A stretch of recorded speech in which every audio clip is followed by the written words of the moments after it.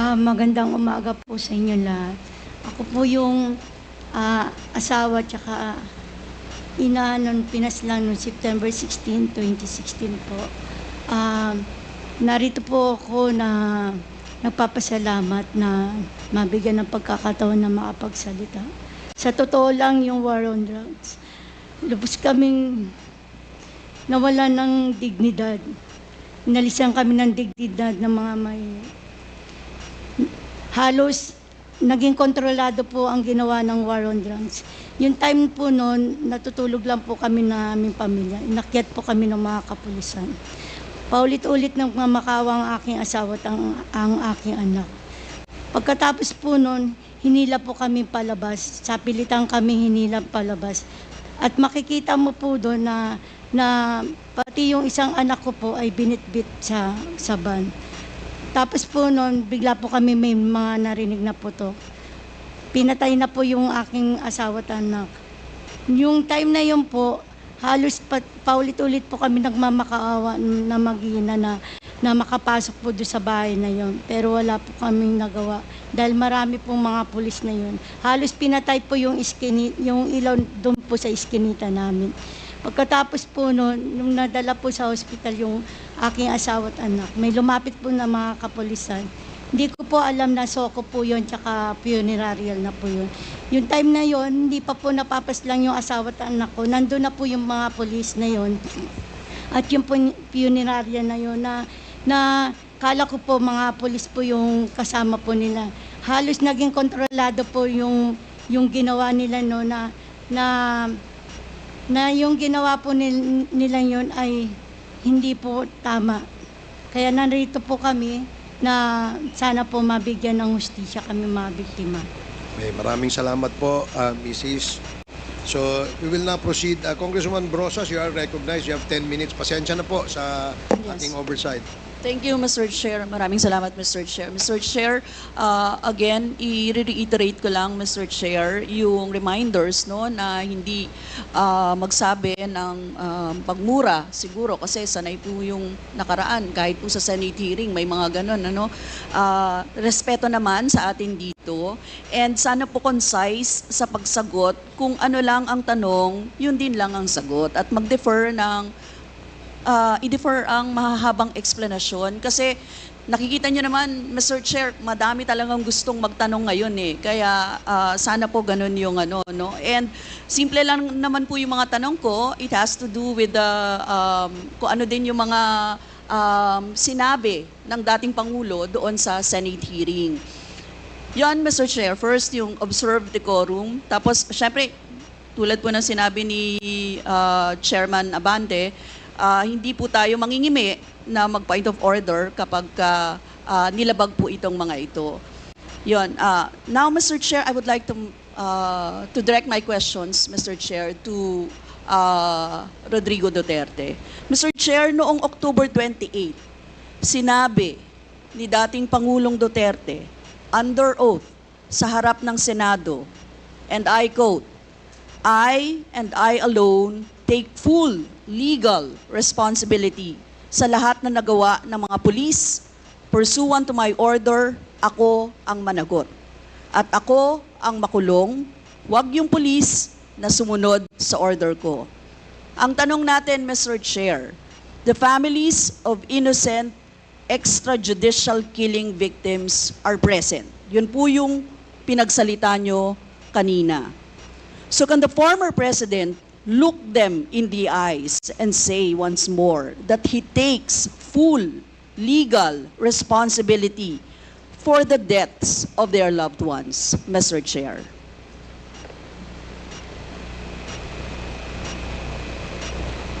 Mr. President, can you... What's the question? What is the question? Can you repeat the question? Mr. Chair, sinabi niya po na full responsibility. So, Mr. Chair, totoo ba yan? Correct. Very correct. Since I was a president, and there was this, until now, serious problem about drugs, I had to issue or make a policy statement about drugs. At all that happened, yung nangyari pursuant to my order to stop the drug problem in this country, akin yun. Akin na akin yun. Ako ang nagbigay ng order kasi ginawa nila illegal or legal, akin yun. Thank you, Mr. Chair. I take full responsibility for it. Thank you, Mr. Chair. Yun po yung tanong ko. Yung families of innocent extrajudicial killings, kayo din. File the case in court. Mr. Walang Chair. problema. Nandiyan ang korte. Yes, Mr. Chair. Second question ko. Responsable kayo kasi polisiyan nyo yon. Kumbaga, tatak Duterte. Dahil polisiyan nyo rin yan, tama ba? Sa Davao. Nung nasa Davao pa kayo. Tama ba na tawagin po itong Davao model or Davao style? Mr. Chair? I cannot control the semantics. Mr. Chair, yes of or the no? metaphor. Davao style. Do not ask me to answer yes or no. You are not an investigator. Mr. Chair, tayo po ay nasa investigasyon kasalukuyan, Yes, Mr. but you Chair. are not an investigator. Why are you asking me to answer Mr. Chair, yes or no? tinatanong ko lang naman. Chair, point of Session order. suspended.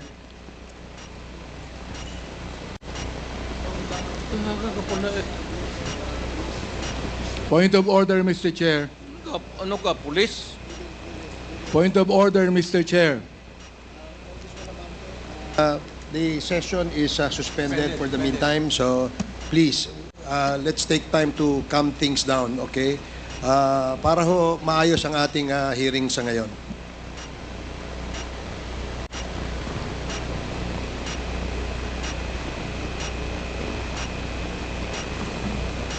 Hearing is resumed. Please proceed, Congresswoman Rosas. Yes, Mr. Chair. Napakasimple lang po ng tanong ko. Tinatanong ko lang po kung yes or no, Davao style ba yung inyong modelo. Mr. Chair, ayaw niya sagutin. So, Mr. Chair, hindi ko maintindihan yon. I'm What sorry. is your personality, Your Honor?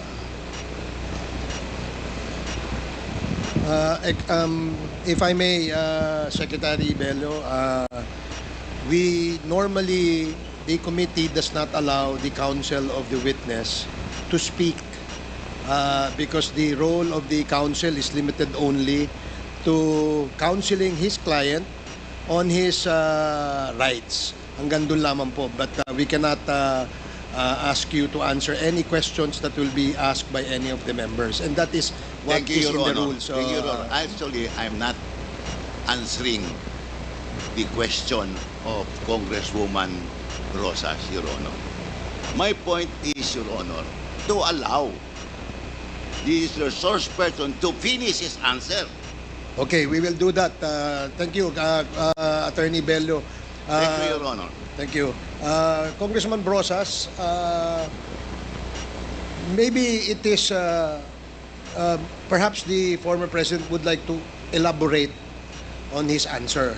We may ask questions that is answerable by yes or no, and as much as possible, we would ask the resource person to say only answer yes or no. But if he wishes to elaborate, and as long as it is germane and related to the answer to your question, we will allow that.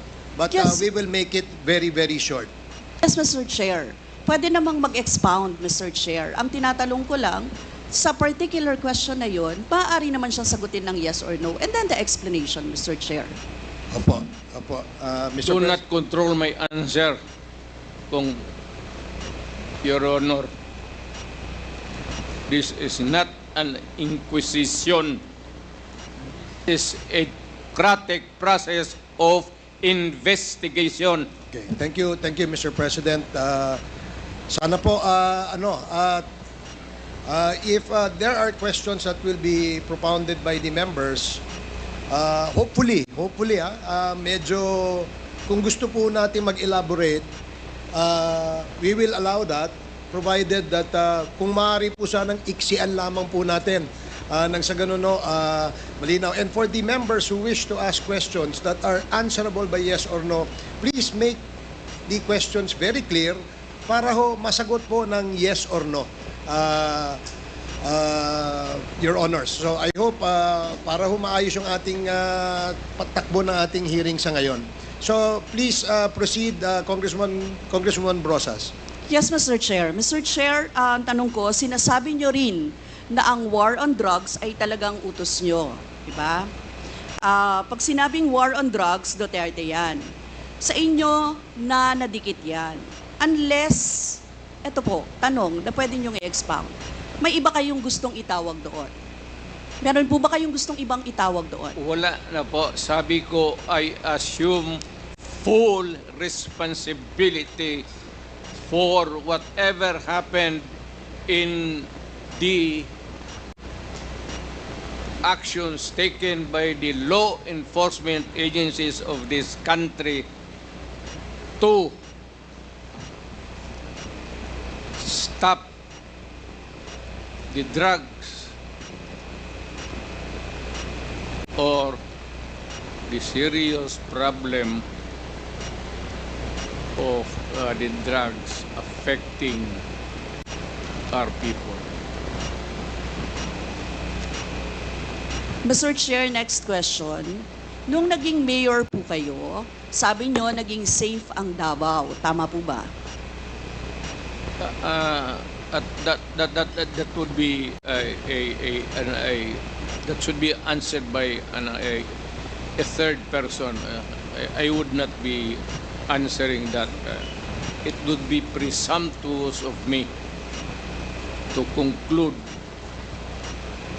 Hindi ako magsabi. I never said that Davao City was not publicly.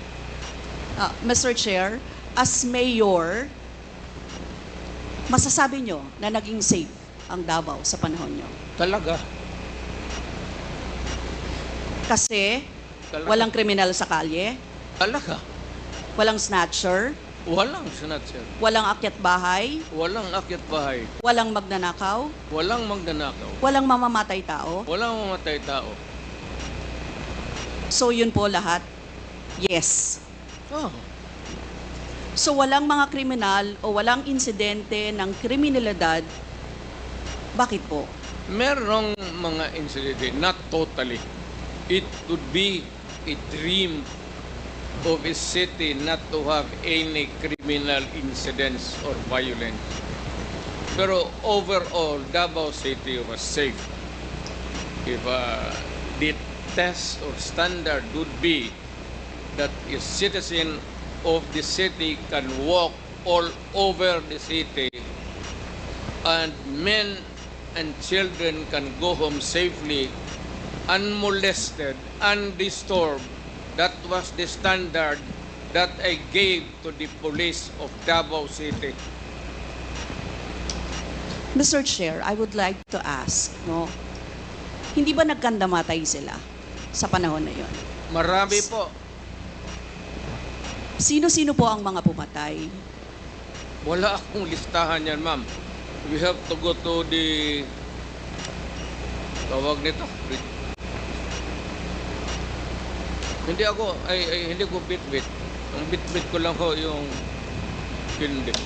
Mr. Chair, I would like to ask again, no? Sa inyo po na karanasan, kayo mismo ba pumatay? Ako? Marami. Mga 6 o 7. So Aywan what- ko kung natuluyan yung hindi ko na follow up sa ospital kung natuluyan.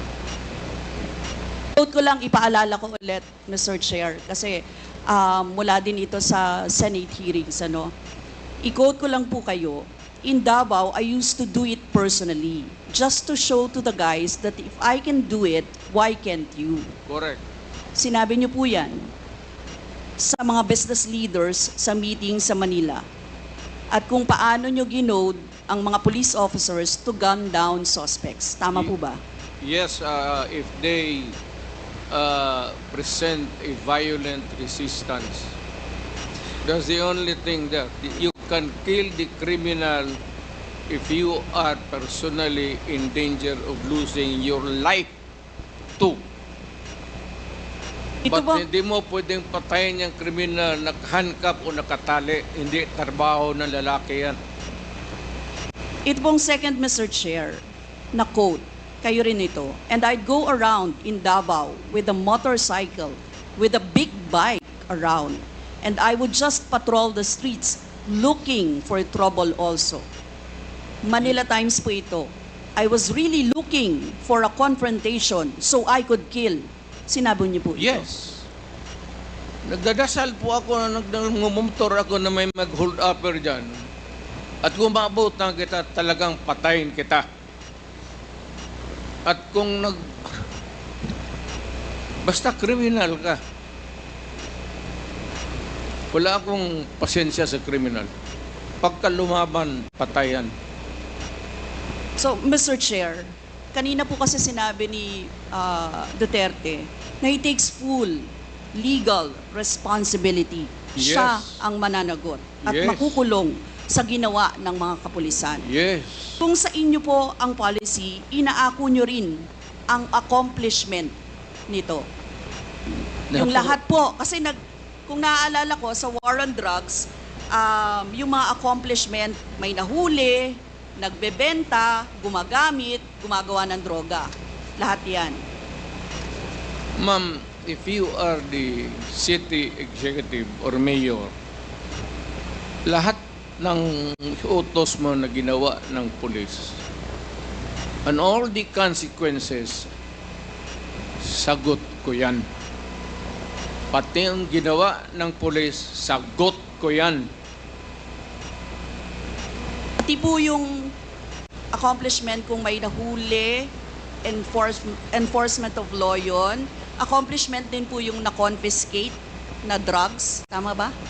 Lahat ng trabaho ng pulis, because you are the mayor, inutos mo yan, and the consequences, or sometimes an incident can go right and go wrong. Protektahan ko yung pulis kasi ako ang mayor. Hindi magtrabaho yung pulis, matakot yan kung hindi mo bakaban. So lahat ng trabaho ng pulis, nung ako'y mayor, for the longest time, akin yan. So, Mr. Chair, alam niyo po ba kung ilan ang arrested sa mga drug operations at how much ang drug na na-seize nung time na yan? Ma'am, I was not notified in advance that I have to make an accounting for the arrested persons in Davao City. That is, I would not want to. That would not be a proper question. For a Mr. Chair, resource sabi person. niyo yung accomplishment report sa inyo yan. Accomplishment, yes. Accomplishment is another thing. But you see, to ask for the number of arrests or killings, that would be a stupid question. Mr. Chair, sinabi po ninyo na aakuin nyo lahat. Eh di syempre may accounting din kayo, Mr. Chair. At kabisado nyo, kahit nga kabisado ninyo kung ilan ang hinuli, ilan ang pinatay, ilan. Dapat may accounting kayo, Mr. Chair. And I believe, Mr. Chair, noong 2017, correct me if I'm wrong, may President's Accomplishment Report kayo, Yes, ma'am. Mr. Chair. Tanungin kita, where were you the other day at 4 o'clock in the afternoon? Point of order, Mr. Chair. Yan nga sinabi ko. Yes, may I remind our resource person, Mr. President, maaari po ay wag po, iwasan po natin magtanong sa ating po mga membro.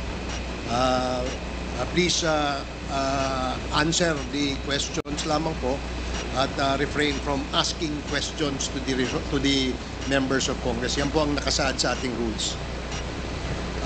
Please continue, Congresswoman Brosas. Thank you, Mr. Chair.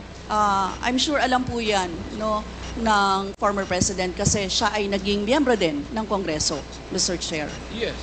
Yes, Mr. Chair, 2017 President Accomplishment Report meron, sinabi nyo rin naman. Ngayon, Mr. Chair, kung ganon, handang mag-cooperate ba ang dating Pangulo sa lahat ng investigations na gagawin, Mr. Chair? All investigations. What do you mean by lahat?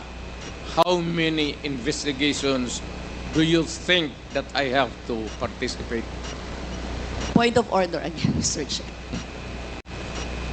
That's a 1 minute suspension. walang pre.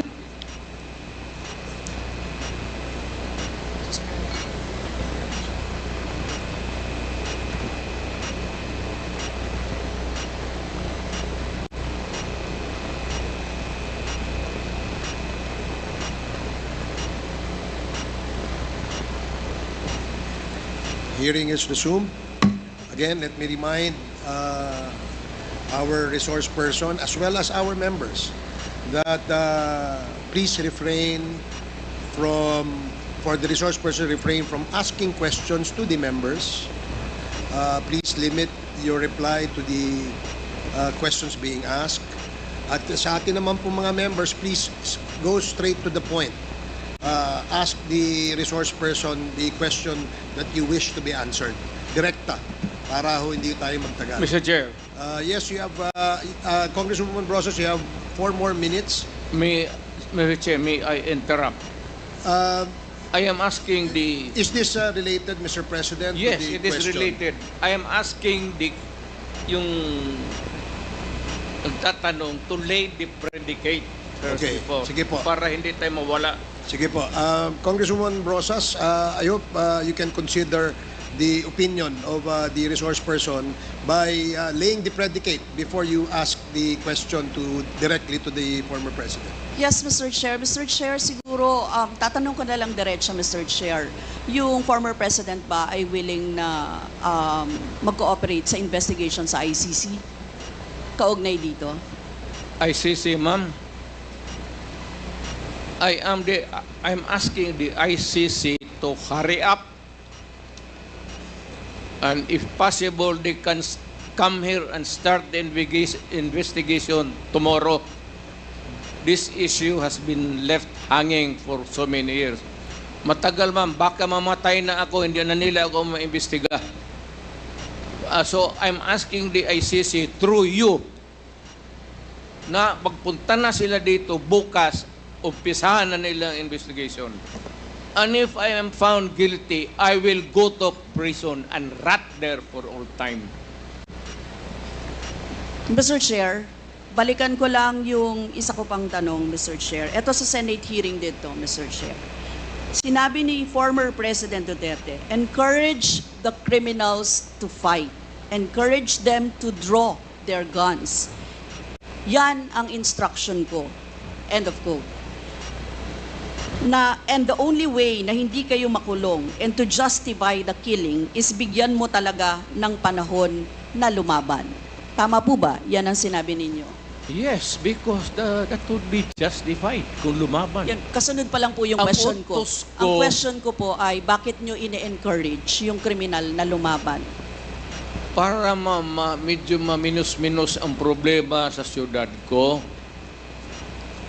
Kung may criminal dito na 50, kung mapatay ninyo yung 30, di 20 na lang, hindi na masyado problema dyan sa akin.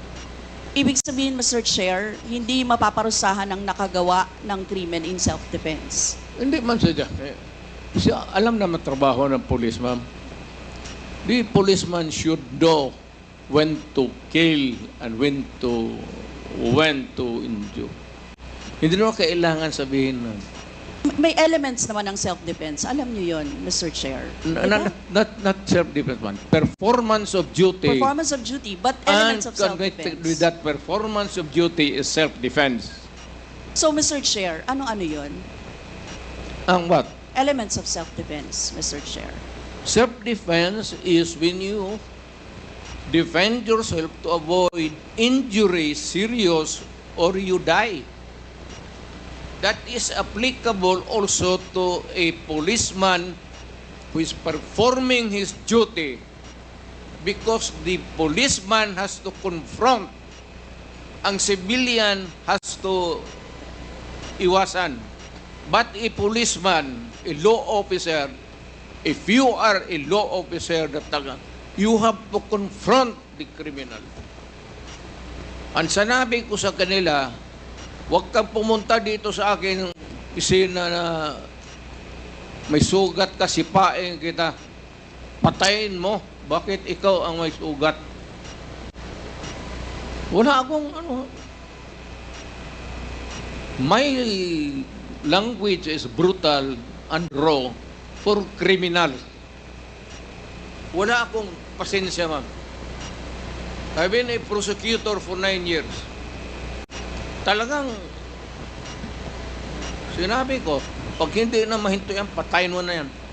Huwag mo nang pabalikin niya dito sa opisina ko. Thank you, really Mr. want Chair. to know the truth? Ganon. Last two questions, Congresswoman Rosas.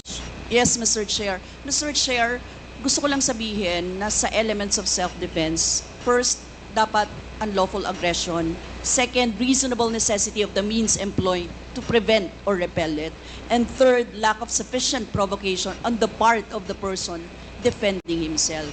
Mr. Chair, now I would like to direct my question to sa victims po, si Christina siguro at si Lori or si Mary Ann, Mr. Chair. Ano po yung sirkumstansya or kalagayan ng mga nangyari sa pagkapatay ng inyong mga mahal sa buhay, Mr. Chair?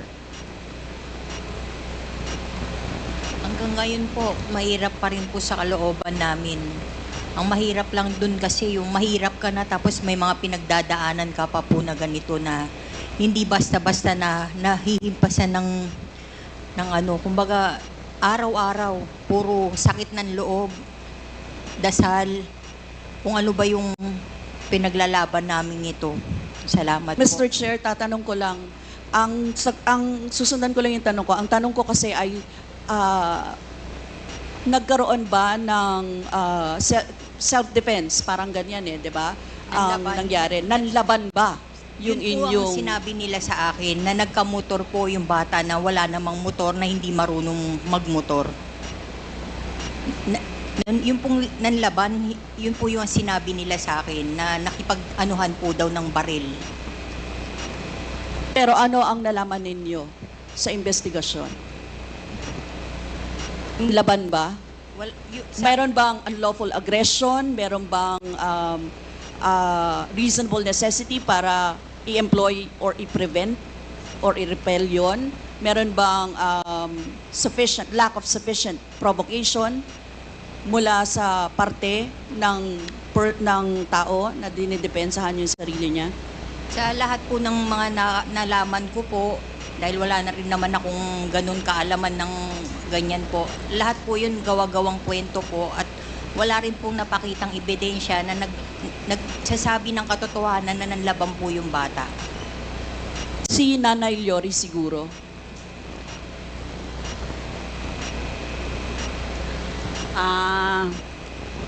Sa parte po ng aking mga anak na dalawa, nawala po kasi sila ng May 11, tapos nalaman na lang po namin May 12 na natagpuan sila dun sa isang lugar sa Quezon City na patay na sila.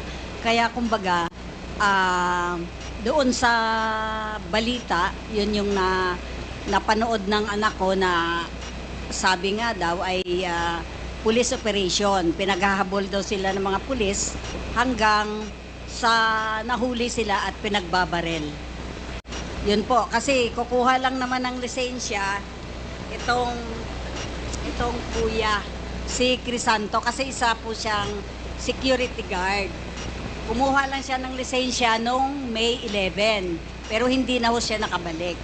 Tapos kinabukasan ho, yun napanood na siya sa isang news sa TV na yun nga, natagpuan na sila na patay na. Tapos yun, pinaghahanap na po namin.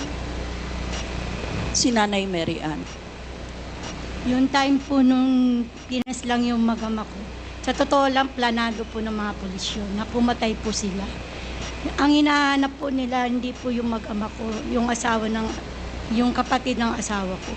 Nasa police report po nun. halos planado po nila. Nandyan na po yung soko, andyan na yung punerarya na halos sa amin bilang mahihirap, wala kaming magawa. Halos talagang yung ginawa ng mga opisyal ng mga kapulisan na imbis na magtiwala kami, nawalan kami ng tiwala. Halos sa tingin po namin parang mga ano na po sila. Hindi na po nila ginagampanan yung mga obligasyon nila bilang mga pulis.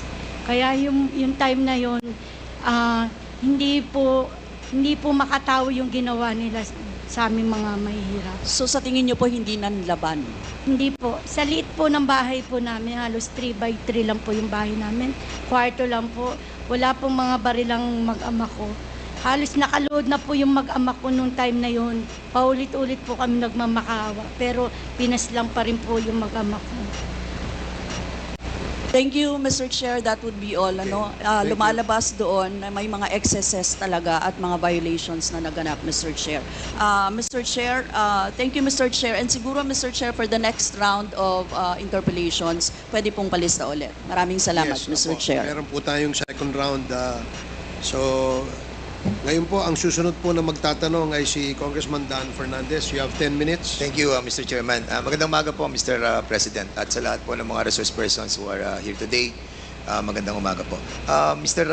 Chairman, Mr. President, sa inyo pong campaign promise, nasabi na po natin na 3 buwan, 6 na buwan po yung ating pong pangako, pero umabot po ito ng 6 na taon. At dito po sa 6 na taon na to ay naganap ito pong mga allegation of the extrajudicial killing. Sa isang press con po na napanood ko po ay nabanggit nyo po yung reward system na binabanggit nyo po yung 3 milyon para po dun sa eradication ng drug lords. At meron din po kayo nabanggit doon sa 2 milyon naman po para po dun sa mga drugista. At meron din po kayong binanggit doon na second echelon na almost 1 million. Ito po ba ay totoo, Mr. President? Correct. I was fighting the drug war. Doon sa mga manufacturers, sinasabi ko talaga patayin ninyo. Patayin ninyo. Huwag na ninyong, basta maabot na ninyo dyan sa factory na nagluluto ng shabu, patayin ninyo. Yan ang utos ko. And I assume for responsibility.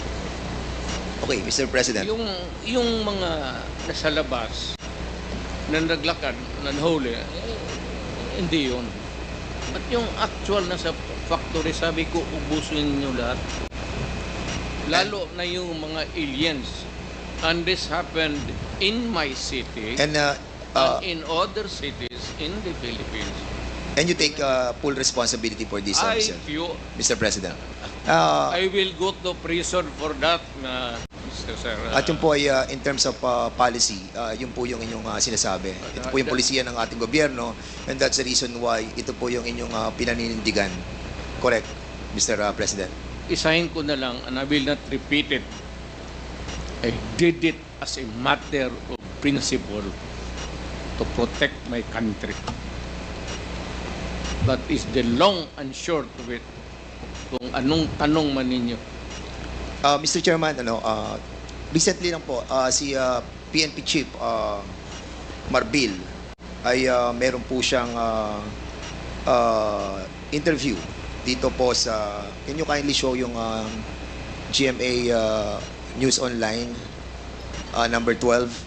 At sinabi po ni PNP Chief Marbil that based on the official PNP data from July 2016 to June 2022, Marbil said that 1,286 officers were affected in the line of duty, with 312 killed and 974 wounded. And at the same time, sabi niya po, Mr. President, Mr. Chairman, that these police officers carried out their responsibilities with dedication and often faced considerable risk to ensure public safety. Many officers endured not only physical harm, but also found themselves entangled in legal and administrative challenges. 214, Mr. President, ng mga officers ng PNP pays 352 criminal cases during this period. And according to him, that while the promise of support was made, many officers continued to face consequences largely on their own. Dinagdag pa po niya, Mr. President and Mr. Chairman, that 195 officers were dismissed over the period of 6 years. There are also 398 cops facing dismissal for various reasons. More than 20 police officers are currently in detention right now, Mr. President. The PNP chief said that numbers remind us that the impact of the anti-drug campaign was deeply felt by our police force as well. He noted that even as former President Duterte publicly committed to supporting those enforcing the campaign, he said there is no official record that these commitments were fully realized. I was not asked even for a minute So, to Mr. tumulong and for what a particular purpose.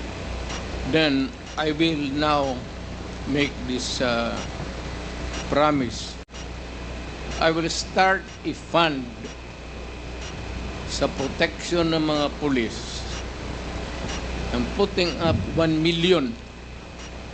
Paghahanap ako, meron akong 1 million. Hindi ako kung meron million lang, magbumbula ako, sabihin ko wala. Mr. Chairman, I'll start. yeah, But I'll raise a fund para tulungan yung mga pulis. Mr. President, And I will personally appear in court.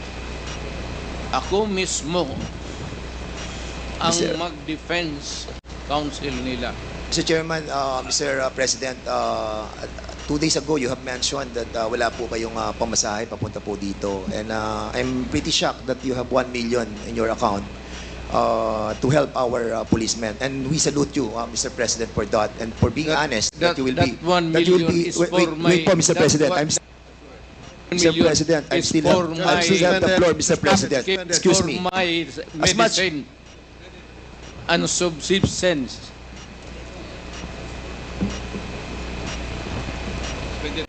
No, suspended tayo, suspended.